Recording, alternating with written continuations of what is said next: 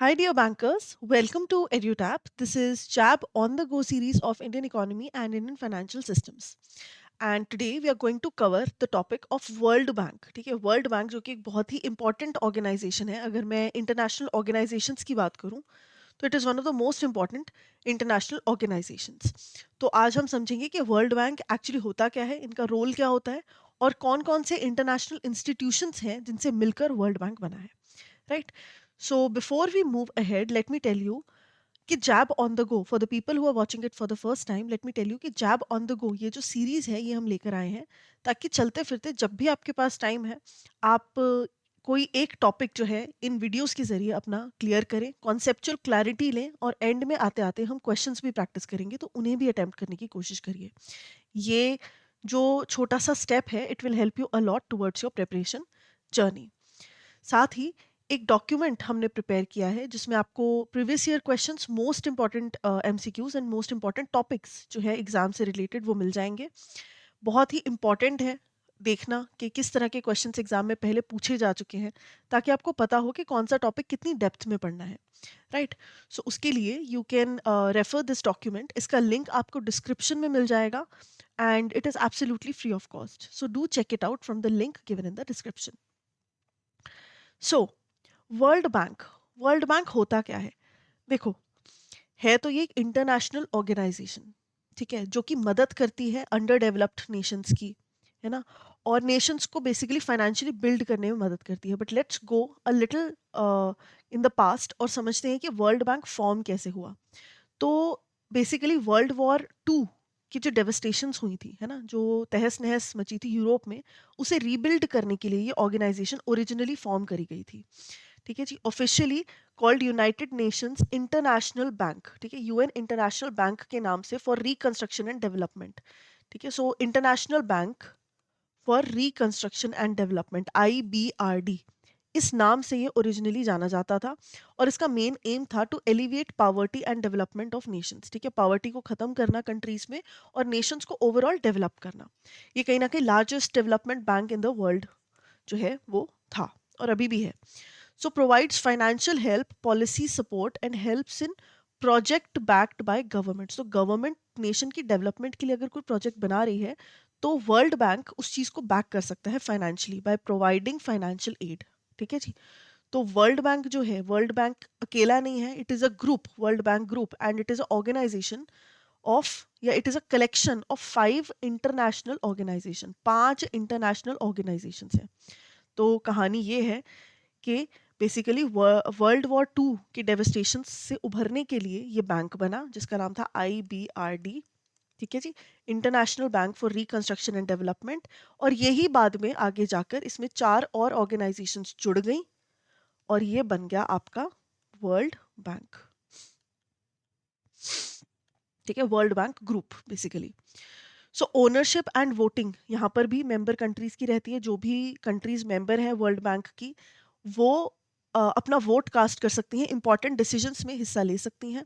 Voting right जो है अ, वो बेस्ड है इक्वल बेस वोट्स पर and extra votes for the financial contributions. आपने कितना कंट्रीब्यूट किया है टुवर्ड्स द मेंबरशिप, है ना, टुवर्ड्स द वर्ल्ड बैंक, उसके ऊपर डिसाइड होता है कि आपकी कंट्री का कितना से रहेगा वर्ल्ड बैंक के डिसीजंस में थ्रू वोटिंग. पैसे कहाँ से इनको मिलते हैं एग्जैक्टली इतना ऑपरेट करने के लिए? एक तो मेंबर कॉन्ट्रीब्यूशंस, यानी कि मुझे IMF नहीं, वर्ल्ड बैंक, राइट. तो ये दोनों बहुत ही एक रिलेटेबल से कॉन्सेप्ट्स हैं तो इनको फिर भी ध्यान में रखना है, मेरी तरह कंफ्यूज नहीं होना. IMF नहीं है, it's world bank, right. So World bank जो है मेंबर्स की कंट्रीब्यूशन से पहले तो अपना जो मनी बैंक है उसे भरता है और इंटरनेशनल फाइनेंशियल मार्केट्स में से इनको एड भी मिलती है, हेल्प भी मिलती है नेशंस की, है ना, डोनेशंस भी मिलती हैं और भी कुछ कुछ जरिए से, कभी इन्वेस्टमेंट से कभी कैसे, ये पैसा जो है वो रेस करते रहते हैं. So these are the 2 main sources of money for world bank. अब आ जाते हैं जी सबसे इंपॉर्टेंट चीज पर, इंस्टीट्यूशंस जो कि फॉर्म करते हैं वर्ल्ड बैंक ग्रुप को. 5 इंस्टीट्यूशंस जो कि वर्ल्ड बैंक ग्रुप को फॉर्म करते हैं. So first is the ICSID, international centre for settlement of investment disputes. मुझे आपको सिर्फ इतना बताना है कि ये 5 ऑर्गेनाइजेशंस हैं, इंपॉर्टेंट हैं, आपको याद होनी चाहिए. लेकिन इस पूरी कहानी में आपने अगर इनके सिर्फ नाम याद कर लिए तो आपको अपने आप ही मैं अभी ट्रिक्स बता दूंगी कि आपको क्या करती हैं, ये किस चीज़ से एसोसिएटेड है, किस ऑपरेशन से एसोसिएटेड है, वो याद हो जाएगा। तो नाम आपने डेफिनेटली याद रख लेने हैं। ठीक है, तो ICSID, that is international centre for settlement of investment and dispute. नाम से ही पता चल रहा है settlement of investment of dispute, यानी कि दो देशों के बीच में अगर कभी कॉन्फ्लिक्ट हो जाए, लीगल डिस्प्यूट हो जाए ट्रेड को लेकर, है ना, इन्वेस्टिंग को लेकर, किसी भी चीज़ को लेकर, तो उस चीज़ को ये रिजॉल्व कराने में मदद करती है। तो resolves legal dispute between international investors and countries. ठीक है जी, कब फाउंड हुई थी ये? 1966 में। इंडिया जो है, it is not a member of ICSID, this also you have to remember, very important. India हर एक ऑर्गेनाइजेशन का मेंबर है, just not ICSID। MIGA, multilateral investment guarantee agency, investment से रिलेटेड, पैसों से रिलेटेड बात करी जा रही है। ठीक है जी, सो इन्वेस्टमेंट गारंटी एजेंसी, यानी कि किसी ने कहीं पर इन्वेस्टमेंट किया और उसकी गारंटी जो है ये मीगा दे रहा है। ठीक है, तो it encourages foreign investment in developing Nations. Developing Nations जो कंट्रीज अभी डेवलप हो रही होती हैं, उनमें फॉरेन इन्वेस्टमेंट इनकरेज करता है, बाकी देशों को इनकरेज करता है कि भाई आप वहां पर पैसा लगाओ, है ना, उस तरह की स्कीम्स जो है वो लेकर आता है। Offers insurance against political and non commercial, very very important, political and non commercial risk to investors. अब एग्जाम में क्वेश्चन आया कि मीगा जो है वो कौन कौन से रिस्क से बचाता है, पॉलिटिकल, नॉन कमर्शियल या कमर्शियल या एक आधा और। तो बच्चे यहाँ पर कंफ्यूज हो जाते हैं कि कमर्शियल तो नहीं होना। तो कमर्शियल क्यों नहीं होना? बिकॉज अगर आप इन्वेस्टमेंट कर रहे हो, द कमर्शियल रिस्क, जो बेसिक बिजनेस रिस्क हैं, वो तो हमेशा ही रहेंगे ना। उनके लिए अगर आपको सेफ गार्ड कोई कर रहा है तो वो इन्वेस्टमेंट में तो रिस्क, वो तो रिस्क फ्री, वो एक तरीके से आप ये बोल सकते हो FD हो गई आपकी, राइट। सो कमर्शियल रिस्क जो है, that is something very normal and that might happen, है ना, वो तो होगा ही किसी भी इन्वेस्टमेंट में। Political and non commercial risk है जिसको कि ये सेफगार्ड करती है by giving insurance to the investors. ठीक है, तो insurance against political and non commercial risk to investors, ये याद रखना है। मीगा जो है इन्वेस्टमेंट गारंटी देती है कि भाई आप इन्वेस्ट करो पुअर नेशंस में, डेवलपिंग नेशंस में, and we will provide you insurance for political and non commercial risk. ठीक है, तो इससे ट्रस्ट बूस्ट होता है इन्वेस्टर्स का, रिस्क कम उनको लगता है, और इकोनॉमिक ग्रोथ और पॉवर्टी रिडक्शन होती है। फॉरेन का पैसा किसी देश में जाएगा जो कि बहुत ज़्यादा डेवलप्ड नहीं है, तो क्या होगा, उसके पास फॉरेन के फंड्स इकट्ठा होंगे, है ना।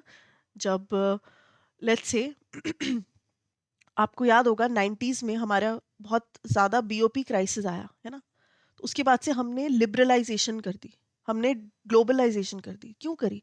कि भाई फॉरेन के जो इन्वेस्टर्स हैं वो चाहे एक्सपोर्ट्स के ज़रिए, है ना, हमसे एक्सपोर्ट्स लेना स्टार्ट करें तो हमारे पास फॉरेन फंड्स आए, या फॉरेन डायरेक्ट इन्वेस्टमेंट हमारे बिजनेसेस में पैसा लगाने लग जाए, या FII, फॉरेन इंस्टीट्यूशनल इन्वेस्टमेंट, हमारी कंपनी के, हमारी इंडियन कंपनीज के शेयर्स में पैसा लगाने लग जाए।